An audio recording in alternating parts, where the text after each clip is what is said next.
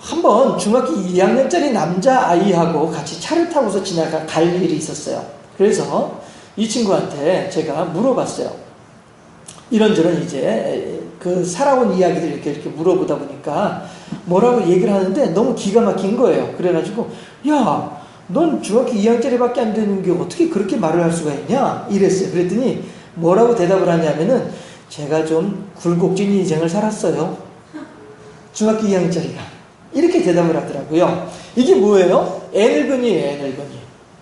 나이에 어울리지 않게 어른스러운 흉내를 내고 어른스러운 말을 하고 하는 이런 사람들을 우리들이 뭐라고요? 쉽게 말해서 애늙은이라고 표현을 한단 말이죠. 그러면 우리가 볼 때는 참네, 지까짓게 뭐 얼마나 살았다고 겨우 중학교 2학년밖에 안 되는 게 뭐 그런 참네, 기가 막히네, 이렇게도 우리가 생각을 할 수 있지만은 또 한편으로는 그래, 저 아이는 같은 또래의 중학교 2학년짜리들보다는 그래도 조금 더 힘들고 조금 더 어려운 그런 생활을 해왔겠구나, 우리가 그렇게도 생각해 볼 수 있지 않겠느냐 하는 것입니다. 그런 말을 들을 때 대부분은 야, 그래, 내가 중학교 2학년 때는 어떻게 살았지? 이런 것들도 같이 이제 연상해서 생각해 보게 되는 것이죠. 왜 그래요? 우리들 각자가 느끼는 나의 인생도, 우리들 각자가 가지고 있는 나의 생활도, 나의 기억도, 남들 못지않게 파란만장하고 남들 못지않게 굴곡진 인생이었단 말씀이죠. 그렇지 않아요? 여러분들 가운데에서도 각자 자기 살아온 이야기 책으로 쓰라고 하면은 12권도 더 쓸 수 있어, 이렇게 말씀하신 분들 더러 계시지 않겠어요? 네. 우리들이 다 그렇게 그 지금 애 늙은이처럼 말하고 있는 그 친구가 하는 그 말을 들으면서 아이 참내, 지까짓게 하면서도 불구하고 한편으로는 고개를 끄덕끄덕 하는 이유는 왜 그래요? 그래, 너만 힘들었니? 나도 힘들었다. 이제 이런 의미가 그 속에 들어있는 것이죠. 예수님께서 말씀하시기를 뭐라고 하냐면요, 이러한 상대방을 측은하게 여기고 상대방의 입장을 공감해주는 이러한 마음을 예수님께서는 뭐라고 표현을 하시냐면은, 따라 하실까요? 거저받았으니 어떻게 하라고요? 거저주라고 하시는 거예요. 하나님께서 우리들에게 은혜를 더하셨다는 말씀이에요. 내 모습 이대로 하나님께서 받아주시면서 내게 사랑을 베풀어 주셨어요. 그런데 내 모습 이대로 어떤 모습이에요? 누더기잖아요. 지저분하잖아요. 여기저기 찢어지고 깨지고 상처난 모습 아니겠어요? 그럼에도 불구하고 예수님께서는 야, 너 지저분해, 아이고 너 그거 내가 너 껴안으면은 네 옷에 묻어있는 그 지륵덩어리들 다 내 깨끗한 옷에 묻을 것 같아, 너 지저분해, 싫어, 저리 가. 외면하지 않으신다는 거죠. 그리고 이 모습 이대로 받아주시면서 나의 모든 허물을 예수님의 그 넓은 옷자락으로 폭 감싸 안아주시더란 말이죠. 그래서 예수님의 옷자락으로 나를 감싸 안아놓고 보니까 다른 사람들이 나를 바라볼 때에는 예수님의 옷에 내 몸이 다 이제 감추어져 있으니까 내 몸도 예수님처럼 깨끗하겠거니 사람들은 생각하게 된단 말이죠. 이게 대속이에요. 이게 하나님의 은혜고 이게 예수 그리스도의 사랑이에요. 내 몸은 여전히, 내 옷은 여전히 지저분하고 여기저기 찢어지고 깨진 상처로 가득하고 말이죠. 그럼에도 불구하고 예수님의 깨끗한 세마포 옷으로 나를 싹 감싸주시니까 내 모든 지저분한 것들이 예수님의 옷에 싹 가려져 버리고 말더란 말이죠. 그러니까 다른 사람들이 나를 볼 때에는 아, 저 사람도 예수님하고 똑같이 깨끗할 거야 라고 사람들은 생각한단 말이죠. 누구도요? 하나님까지도. 그러니까 내 속에 여전히 있는 지저분함조차도 하나님께서는 예수님의 옷에 감싸여 있는, 예수님의 품에 폭 쌓여 있는 내 모습을 보면서 그래, 너 예수님, 너 내 아들이 그렇게 너 꼭 껴안아주고 있으니까 너 모든 죄 없어, 너의 몸에 모든 죄가 하나도 없어, 너에게 아무런 죄도 없어 라고 누가 인정해 주어요? 하나님께서 인정해 주신다는 거예요. 그래서 우리가 예수 그리스도를 힘입어서 하나님께로 나아갈 수 있는 담력을 얻는다라고 하는 것이죠. 또 삼천포로 빠졌습니다만은, 다시 이제 본 궤도로 돌아와서요. 해서 예수님께서는 그렇게 우리들에게 옆에 있는 사람들을 측은하게 여길 줄 알고 옆에 있는 사람의 사정과 형편에 대해서 그래, 참 힘들었겠다라고 느끼는 이런 공감의 마음을 우리들에게 원하시는 거예요. 그러니까 뭐라고 해요? 하나님으로부터 병고침의 은사를, 하나님으로부터 사랑의 은혜를 거저받았으니, 그러므로 너 또한 죄사함의 은혜를 거저받았으니 너 또한 다른 사람들에게 거저주라는 거예요. 서로 간에 함께 은혜 가운데 거하는 그런 공동체가 되도록 하자라고 하는 것이죠. 우리가 누리고 있는 이 환경조차도 우리의 구원은 거저받은 것이 결코 거저받은 것입니다. 우리가 가지고 있는 능력이라고 하는 것 또한 거저받은 것입니다. 우리가 가지고 있는 주변 환경들, 내 명의의 토지, 내 명의의 자동차, 내 명의의 집, 그리고 내 명의의 여러 가지 값비싼 물건들 다 내가 뼈 빠지게 일해서 번 돈으로 산 나의 것인 것처럼 여겨지지만 실은 그 배후에 누가 있어요? 그 뒤에 누가 있어요? 하나님께서 계시다는 거예요. 내가 열심히 농사를 지을 때, 땅을 팔 때, 땅을 갈아엎을 때 하나님께서 적당한 시기에 비를 주시고 바람을 주셔서 나의 땀을 거기에 가미시켜서 하나님께서는 열매를 나게 하셨고 그 소출을 가지고 내가 오늘 이만큼의 주변 환경들을 이루면서 살고 있다라고 하는 것이죠. 하나님께서 내 직장을 든든하게 지켜주시고 악한 마음을 가진 사람이 내 직장에 파고 들어와서 내 직장을 무너지지 않도록 돌봐주심으로 말미암아 내가 열심히 일하고 난 뒤에 한 달 월급을 받으니까 내가 한 달 살 수 있는 것이란 말이죠. 모든 것이 다 하나님의 은혜이다라고 하는 것입니다. 해서 우리들은 하나님으로부터 거저받았으니 거저줄 수 있어야 되겠다 하는 것이죠. 그랬을 때에 오늘 본문에서도 우리들은 또 한 사람의 애늙은이를 본단 말이죠. 그럼 우리들은 어떻게 해요? 그 애늙은이를 향하여서도 여전히 측은한 마음으로 아이고 힘들었겠구나. 아유 그래 너무나 어려웠겠네. 아유 근데 그걸 어떻게 견뎠어? 아유 수고 많았네. 이렇게 우리가 서로 간에 공감할 수 있어야 되겠다는 것이죠. 그 애늙은이가 누구예요? 다윗이라고 하는 사람이란 말이죠. 그래서 이 다윗이라고 하는 사람은 자기의 평생에 살아오는 동안에 너무나도 많은 오늘 설교 제목처럼 말이죠. 무시를 당하며 살아왔더라 하는 거예요. 어떻게 무시를 당하며 살아왔는지 한번 살펴보도록 하겠습니다. 다윗이라고 하는 사람은요, 우리가 잘 알고 있는 것처럼 아버지 이새의 8명의 아들 가운데 한 사람이에요. 그런데 이 8명의 아들 가운데서도 다윗은 막내였어요. 막내였는데 사무엘이 하나님의 명을 받아서 이새의 아들들 가운데 한 사람에게 기름을 부으려고, 그래서 이스라엘의 왕으로 삼으려고 찾아갔는데 이제 사무엘은 이새의 아들이 몇 명인지는 몰랐죠. 그리고서 이새에게 이새야 하나님께서 말씀하시니 너의 아들들을 다 내 앞으로 데리고 와봐라 이런단 말이에요. 그랬더니 이새가 예 하고서는 자기 아들들을 다 불러왔어요. 불러왔는데 사무엘이 하나님 이 큰아들에게 기름을 부을까요? 하나님의 응답이 없어요. 그럼 하나님 둘째 아들은 어떠십니까? 대답이 없어요.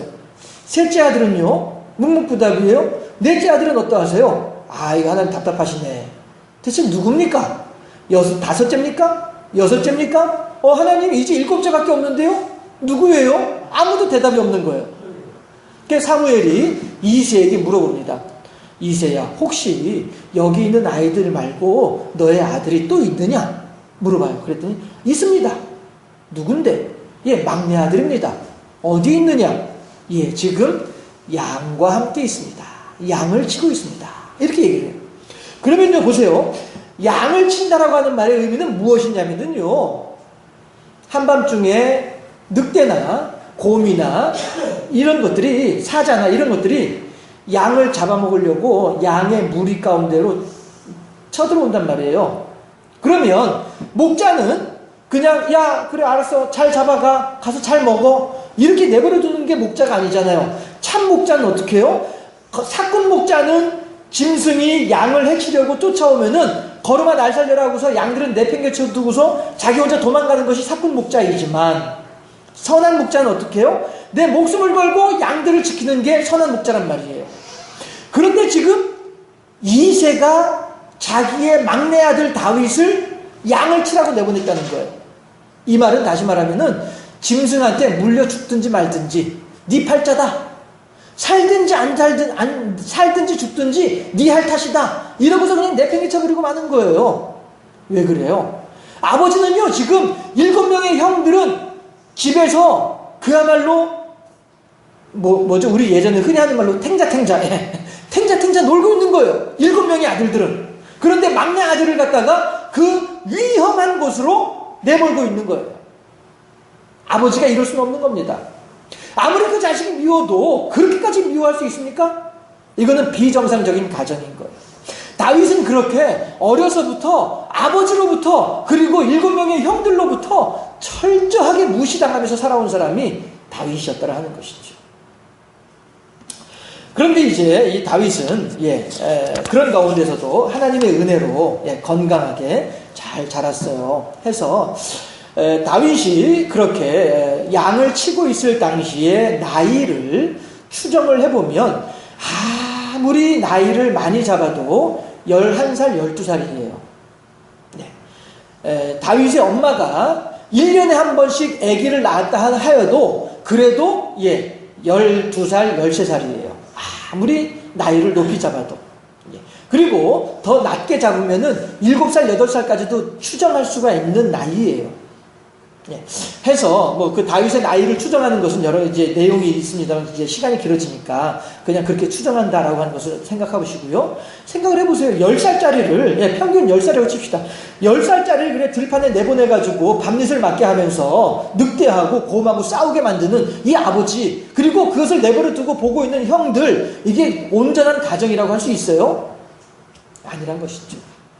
다윗은 그럼에도 불구하고 하나님의 은혜로 건강하게 자라나서 15살 정도가 되었을 때에 사울 임금의 눈에 들게 됩니다.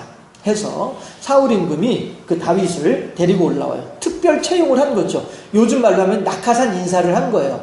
낙하산을 탄 거예요. 왕의 낙하산을 탔죠. 타가지고 이제 중앙정부로 오긴 왔는데, 요즘 흔히 하는 말로 다윗은 흙수저란 말이에요. 배운 게 있나요? 돈이 많은가요? 아니면 인맥이 좋은가요? 그렇다고 해서 스펙이 좋은가요? 아무것도 없는 사람이 다윗이에요. 다윗에게 있어서 오직 뭐만 있어요? 하나님 빽밖에 없는 사람이 다윗이에요. 그러니까 비록 사울 임금의 낙하산을 타고 중앙정부에 들어오긴 했지만 중앙정부의 요직을 차지하지 못하고 늘 어떻게 하냐면은 바깥으로 내돌리는 거예요. 해가지고 전쟁터에만 나돌아다니는 거죠. 이게 다윗이에요. 동료 신하들로부터 무시당하고 있는 거예요. 동료 신하들로부터 외면당하고 있는 상태예요. 해서 전쟁하고 이기고 돌아오면은 잠시 쉴 틈도 없이 또 나가는 거예요. 서로 간에 여러분 임금이 이제 모여서 회의를 하겠죠. 여러분 이번에 그 황성동에서 전쟁을 해가지고 우리가 이겼습니다. 이번엔 충유동에서 전쟁을 해야 되는데 충유동에 전쟁하러 갈 사람은 누가 갔으면 좋겠습니까? 막 이런단 말이에요. 그럼 이제 다윗이 그러겠죠. 전하, 저는 전쟁터에서 돌아온 지 하루밖에 안 지났사오니 저 말고 다른 사람을 보내주시옵소서. 아마 이제 다윗이 그러겠죠. 그러면 이제 옆에 있던 신하들이 아니옵니다 전하, 저는 지금 다리를 다쳐가지고 전쟁에 나갈 수가 없나이다. 아니옵나이다 전하, 저는 지금 새 장가를 들었기 때문에 율법에 있어요. 장가든 지 3년 이내에는 전쟁터에 갔다가도 싸우지 않고 그냥 돌아올 수 있어요. 1년 이내에는. 그런 하나님의 법에도 있어요. 저 장가든 지 이제 1개월밖에 안 돼서 전쟁터에 나갈 수 없나이다. 막 이러고요. 전하, 저는 이제 아기가 곧 나옵니다. 아기 출산하는데 아빠가 옆에 있어야 하지 않겠나이까. 막 이러면서 온갖 말도 안 되는 핑계들을 대면서 어떻게 누구를 내보내는 거예요? 다윗을 내보내고 있는 거예요. 동료 신하들로부터도 무시당하는 사람이 다윗이에요. 그러나 말씀드렸다시피 하나님 빽이 있으니까 다윗은 어느 전쟁터에 나가서라도 다 전쟁에 승승장구를 하지요. 그렇게 하다 보니까 어떤 일이 벌어지냐 하면 다윗의 인기가 점점 높아지는 거예요. 우리도 왜 그 국가대표 축구 그 선수들, 스포츠 선수들 중에도 큰 공을 세우면은 막 좋아라 하지만은 어떤 실수라도 한번 하면 완전히 막 죽을 사람이 된처럼 이렇게 욕을 하고 막 이러잖아요. 똑같은 거 아니겠어요? 백성들이 보는 거죠. 야, 저 다윗이 말이야, 어저께도 전쟁터 나가서 승리하고 오더니 오늘 나가서 또 이겼어. 야, 다윗이 전쟁하러 나가면은 무조건 이기는 것 같아 하면서 다윗에 대한 인기가 막 치솟는 거예요.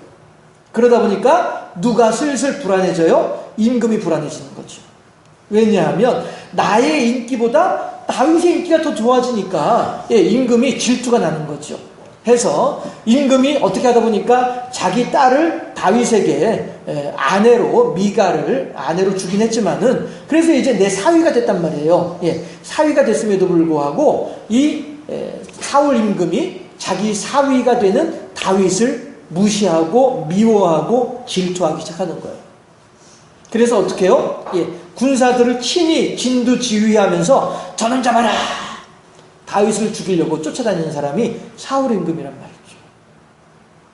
이렇게 다윗은 사울 임금 자기의 장인으로부터도 무시를 당하는 사람이 다윗이란 말이에요. 다윗은 그렇게 도망다니면서 미친 척을 하면서라도 구차한 목숨을 연명해야만 하는 그런 상황을 만나기도 합니다. 이렇게 어렵고 힘들게 다윗은 살아나는 거예요. 그러는 동안에 사울 임금은 자기의 다윗의 아내인 미갈, 자기 딸을 다윗이 아닌, 다윗이 뻔히 남편이 살아있음에도 불구하고 다른 남자에게 그냥 억지로 결혼시켜버리고 말아요. 얼마나 다윗이 그 미갈을 사랑했는데 말이죠. 그렇게 이제 사울 임금이 다윗을 괴롭히고 다윗을 이제 힘들게 만드는 그런 일들이 있었습니다. 하나님 빽이 있었다고 했죠. 하나님 빽으로 다윗은 그럼에도 불구하고 한나라의 임금이 됩니다. 임금이 되고 난 뒤에는 임금의 권위, 임금의 권세로 그 남자에게 쫓아가가지고 야! 너 내놔. 누구를 내놓으라는 거예요? 내 아내였던 미갈. 내놔. 해가지고 억지로 뺏어오는 거예요. 그랬더니 그 남자가 또 이 남자가 또 얼마나 미갈이 예쁘긴 예뻤던 모양이죠. 다윗도 그렇게 사랑하는데 그 남자도 막 그 한참을 쫓아오는 거예요. 울면서 아이고 미갈이요 어디 가시나이까. 아이고 미갈이요 다윗 임금이 말이야 임금의 권세로 나에게서 내 아내를 빼앗아가니 내가 어찌 방법도 없고 너무너무 억울하도다 막 이러면서 한참을 쫓아가는 거예요. 그랬더니 다윗이 뭐라고 하냐면은 너 한 발짝만 더 쫓아오면 내 가만히 안 둬 빨리 가. 뭐 이런 식으로 해가지고 미갈을 되찾아오는, 그만큼 다윗은 미갈을 사랑했던 거죠. 그런데 문제는 뭐냐면요, 이렇게 사랑해서 데리고 온 미갈인데 이 미갈조차도 다윗을 무시하는 거예요. 놀리죠. 아이고야, 이스라엘의 한 나라의 임금이라고 하는 사람이 그래 채신머리 없이 말이야 그렇게 백성들 앞에서 훌쩍훌쩍 뛰긴 하고 말이야 아이고 그렇게 채신머리 없이 굴어요. 그래 완전히 이 사랑하는 여인으로부터 어떻게 보면은 이 여인은, 미갈이라고 한 여인은 평상시에도 누구에게나 그렇게 말을 했었는지 몰라요. 하지만 다윗은 내 사랑하는 아내가 나의 본 마음도 알지 못하고 나는 하나님의 법궤가 이스라엘 예루살렘으로 들어오니까 그게 너무너무 기뻐가지고 즐거워했던 건데 이러한 즐겁고 기쁜 나의, 하나님께 감사하는 나의 마음을 한순간에 찬물을 끼얹어버리는 이 미갈의 이 무시하는 말투를 다윗은 참을 수가 없는 거죠. 그래서 다윗이 그렇게 사랑하는 여인임에도 불구하고 딱 한 번 그 여인을 향하여서 저주를 합니다. 너에게서는 영원히 자식이 없을 것이다. 그 말은 뭐예요? 내가 다시는 네가 비록 나의 아내임에도 불구하고 내가 너와 부부의 관계를 맺지 않겠다. 이 뜻이 되는 거죠. 실제로 미갈은 그 뒤에 자식 없이 지냈어요. 이렇게 다윗은 그 자기의 그 안타깝고도 속상한 마음을 그렇게 표현하는 것이 무시당하고 있는 다윗인 것이에요. 그리고선 이제 모든 것이 이제 평안해졌나 보다. 내가 그래도 한 나라의 왕인데 감히 누가 나를 건드릴 것이냐 하면서 이제 사실 또 이스라엘 역사 가운데에서 비교도 할 수 없을 만큼 대제국을 일구고 말이죠. 이렇게 이제 큰 힘을 가지고 하게 되니까 이제는 좀 발 뻗고 등 따시고 편안하게 좀 쉴 수 있겠구나 했는데 웬걸 이번엔 또 자식들이 말썽을 부려요. 지들끼리 투닥투닥 하면서 죽이기도 하고 막 이렇게 하면서도 그 중에 압살롬이라고 하는 자식이, 압살롬이 셋째 아들이거든요. 다윗의 셋째 아들인데 이 압살롬이 다윗을 죽이겠다고 나서는 거예요. 내가 결단코 아버지를 죽이고 아버지의 머리에 씌워져 있는 저 왕관을 내가 차지할 것이다. 이러면서 이제 사람들을 불러 모아가지고 다윗을 향하여서 공격을 하는 거예요. 그랬는데 그 반란이죠. 반역이란 말씀이에요. 그런데 그 반역의 기세가 얼마나 등등했던지, 얼마나 많은 사람들이 이 압살롬의 편에 서 있었던지 다윗은 거의 뭐 신발도 신지 못하고 걸음아 날 살려라고 도망가듯이 그렇게 한밤중에 아주 비참한 모습으로 도망갈 수밖에 없는 거예요. 자기 아들로부터 또 그렇게 사랑하고 믿었던 백성들로부터 무시당하는 사람이 누구예요? 다윗이에요. 그래서 이 다윗은 결국에 이제 다시 말씀드리지만 늘 하나님 빽으로만 사는 사람이니까 아무리 사람들이 다윗을 해치려고 하고 괴롭히려고 하고 어렵게 만들려고 한다 할지라도 다윗은 하나님을 향한 믿음으로 살아가는 사람이니까 하나님께서 그 전쟁을 이기게 하시죠. 마지막 전쟁을 하러 갈 때 다윗이 자기의 부하 요압, 군대 장관 요압에게 부탁을 합니다.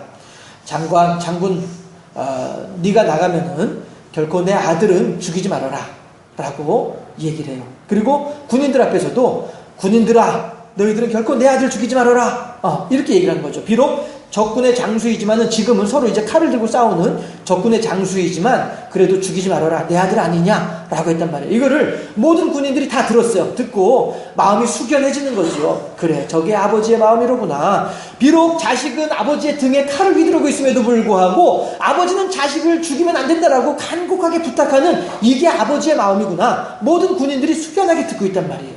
그런데 군대 장관 되는 요압은 누구냐 하면은요, 다윗의 둘째 형인가 셋째 형의 아들이에요. 그러니까 요압과 다윗의 관계는 숙질간이에요. 요압은 다윗의 조카고요. 다윗은 요압의 막내 작은아버지예요. 예. 그리고 요압하고 압살롬하고는 사촌지간이에요. 그러니까. 그럼에도 불구하고 요압은 작은아버지도 되고 자기의 직속 상관도 되고 한 나라의 임금도 되는 다윗의 명을 잔인하게 거절해버리고 말죠. 압살롬이 머리 상투가 나뭇가지에 걸려가지고 타고 가던 말은 그냥 가버리고 머리 상투가 나뭇가지에 걸려가지고 대롱대롱 이제 매달려 있는데 그 상태에서 창으로 그냥 배를 찔러가지고 압살롬을 죽게 만드는 거예요. 아무런 저항도 할 수 없는 이런 사람을 그렇게 죽이는 거예요. 이거는 살인이에요. 전쟁터에서 적군을 죽이는 것이 아니고요, 살인이에요. 이건 분명히 살인죄예요. 그렇게 요압도 다윗을 무시를 하고 있습니다. 자식이 죽은 것 때문에 전쟁에서 이기긴 이겼지만 자식이 죽은 것 때문에 아버지 다윗은 슬퍼할 수밖에 없습니다. 그 슬퍼할 때 요압이 와가지고 뭐라고 얘기를 했냐면은, 작은아버지, 내가 말이야 목숨을 걸고 싸워가지고 전쟁에 이겼는데 작은아버지가 이렇게 아들 죽었다고 이렇게 슬퍼하고 하면은 내 체면이 뭐가 되는 거요? 작은아버지 자꾸 이러시면 나 내 부하들 데리고 그냥 가버릴 거야. 알아서 해. 성경에 나오는 내용이 그런 내용이에요. 내일 아침에는 당신 주변에 군인들이 한 명도 없을 것입니다. 성경이 그렇게 나오거든요. 그 말이 무슨 말이에요? 내가 내 부하들 다 끌고 가버릴 거야. 알아서 해. 얼른 지금 군인들 앞에 나와가지고 내가 잘해가지고 이 전쟁에서 이겼다고 내 손을 들어줘야 될 거 아니야. 그래야 내 명예가 올라가고 그래야 군인들이나 백성들 앞에서 내 명예가 올라갈 거 아니야. 작은아버지 빨리 내 손 들어줘야 돼. 요압이 지금 이렇게 아들을 잃고 상심해 있는 한 아버지에게 쫓아와가지고 이렇게 재촉을 하는 사람이 요압이란 말이에요. 얼마나 못된 인간이에요. 그렇잖아요. 이것이 다윗이 살아온 일생이더라 하는 것입니다. 나이 많아 늙어가지고 죽기 직전에 다윗은 분명히 나의 후계자는 솔로몬이다 라고 얘기를 했어요. 그런데 넷째 아들 되는 아도니아라고 하는 아들이 또 들고 일어납니다. 아버지는 솔로몬이 아버지의 뒤를 이을 왕이라고 얘기를 했지만 나는 아버지의 뜻을 거역할 것이다. 내가 솔로몬보다 형이고 내가 솔로몬보다 힘도 세다. 내가 이스라엘의 왕이다. 혼자 스스로 선포를 해버리고 마는 거예요. 이게 뭐예요? 아버지 이제 조금 있으면 죽는다. 내 아버지 아무런 힘도 없다. 내 마음대로 한다. 아들이 아버지를 또 무시하고 있는 거죠. 이렇게 다윗은 태어나는 순간부터 죽는 순간까지 무시만 당하고 살아온 사람이 다윗이에요. 그야말로 기구하고 파란만장한 인생의 소유자인 것이죠. 우리같이 아무런 권세도 힘도 없는 사람일지라도 이 정도가 되면 참지 못하고 무슨 일이든지 저지르고 말 것 같아요. 더욱이나 다윗은 계속 말씀드린 것처럼 강력한 군대를 가지고 대제국을 일군 대왕이란 말이에요. 그 힘을 가지고 그 능력을 가지고 얼마든지 그동안에 나를 해코지하고 나를 속상하게 만들었던 사람들 얼마든지 가서 임금의 권세로 할 수 있음에도 불구하고 안 하더라 하는 거예요. 딱 한번 미갈에 대한 경고만 빼고 말이죠. 도리어 그렇게 다윗을 잡아 죽이겠다고 쫓아다니던 사울 임금이 죽었을 때에 그 사울 임금을 장사 지낸 사람이 기브온 족속들이거든요. 다윗이 기브온 족속들한테 가가지고 큰절해요. 아이고 여러분들 고맙습니다. 사울 임금을 갖다 이렇게 극진하게 대접을 해주고 죽은 사람에도 불구하고 그렇게 귀하게 여겨주고 장사를 치러주고 하니 참 고맙습니다. 수고 많았습니다. 포상합니다. 이게 다윗이에요. 예. 아이고 내 평생 원수였는데 잘 죽었다. 아이고 고소하다. 안 한단 말이에요. 도리어 그의 죽음을 슬퍼하고 안타까워하는 사람이 다윗이란 말이죠. 실제로 다윗은 자기 스스로도 사울의 목숨을 끊을 수 있는 기회가 여러 번 있었음에도 불구하고 그렇게 하지 않는 거예요. 왜요? 하나님의 기름 부으심 받은 자를 어찌 사람이 함부로 할 것이냐. 다윗은 늘 이걸 가지고 있었단 말씀이죠. 어린 시절 10살 조막손을 가지고 늑대와 더불어 싸우고 곰과 더불어 싸울 때에도 하나님을 의지하면서 살았던 사람이고, 창문을 타고 도망을 가면서 사울 임금의 뒤를 피해서 도망을 가는 중에서도 하나님 어찌하오리까 하나님께 기도했던 사람이 다윗이었단 말이에요. 내 아내 사랑하는 미갈이 다른 사람의 아내가 되었습니다 라고 한 소식을 들을 때에도 하나님이셔 너무너무 안타깝습니다. 내 사랑하는 아내를 다시 찾을 수 있도록 도와주시옵소서 기도했던 사람이 누구예요? 다윗이었단 말이죠. 아들 압살롬이 내 아버지의 등을 향하여서 저놈 잡아라 칼을 들고 쫓아올 때에도 다윗은 도망가면서도 하나님이시여 어찌하오리까, 이 상황을 어쩌면 좋으리까, 이 기가 막힌 상황을 어쩌면 좋겠나이까, 어떻게 오직 하나님만을 의지하던 사람이 다윗이었더라 하는 것입니다. 나를 무시하고 하찮은 존재를 여기는 사람들에 대하여 화가 나는 것은 우리들이나 다윗이나 동일합니다. 그렇지만 우리는 우리의 힘과 능력으로 해결하려고 하지만은 다윗은 그 모든 것을 다 하나님께 맡긴다는 사실입니다. 이 차이점이 다윗과 우리들의 삶의 모습을 다르게 만들어주고 있지 않느냐 하는 것이죠. 우리가 이미 살펴보았듯이 지금까지 살펴보았던 것처럼 다윗의 삶은 결코 평탄하지 않았습니다. 도리어 이 자리에 있는 어느 누구보다도 파란만장한 삶을 살았던 사람이 다윗이었더라라고 한 것이죠. 오늘 본문 4절, 5절, 6절이 바로 그걸 얘기하고 있는 거예요. 악을 행하기 좋아하고 하나님 보시기에 악한 자로 살아가고 사기치고 거짓말하고 피 흘리기를 좋아하고 말이죠. 네, 이런 사람들이 다윗의 주변에 수두리 빽빽으로 차 있었단 말이에요. 그리고 그들은 하나같이 다윗을 괴롭히고 그들은 하나같이 다윗을 무시하고 그들은 하나같이 다윗을 어려움 가운데로 몰아넣었더라는 말 한 것이죠. 그럼에도 불구하고 다윗에게는 어떤 믿음이 있었어요? 4절과 6절에서 말하는 것처럼 동일하게 하나님께서는 이러한 사람들을 미워하신 줄로 믿습니다.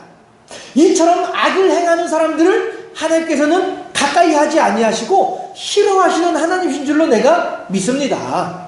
7절 말씀 합독해 보도록 합시다. 7절입니다. 7절 말씀 합독합니다. 오직 나는 주의 풍성한 사랑을 힘입어 주의 집에 들어가 주를 경외함으로 성전을 향하여 예배하리이다. 아멘. 무슨 얘기예요? 하나님의 뜻을 잘 알고 있기 때문에 지난주에 보았던 로마서 말씀처럼 12장에 있는 말씀처럼 원수 갚는 것은 주께 있으니 주께 모든 것을 내어 맡기고 나는 오직 하나님을 신뢰하면서 하나님께 기도하는 것, 하나님께 예배한다는 것, 하나님께 찬양한다는 것, 이게 뭐예요? 하나님께 기도하고 하나님을 의지한다는 뜻이 되는 것이죠. 그렇게 할 것이다. 다윗이 죄를 짓지 않는 것은요, 다윗이 자기의 성질대로 하지 않는 것은요, 다윗이 자기의 계산대로 하지 않는 것은요, 다윗이 우리들처럼 행하지 않는 이유는요, 뭐 때문에요? 하나님은 이런 것들 싫어하시지요? 알아요, 하나님. 제가 하나님 뜻을 잘 알고 있어요.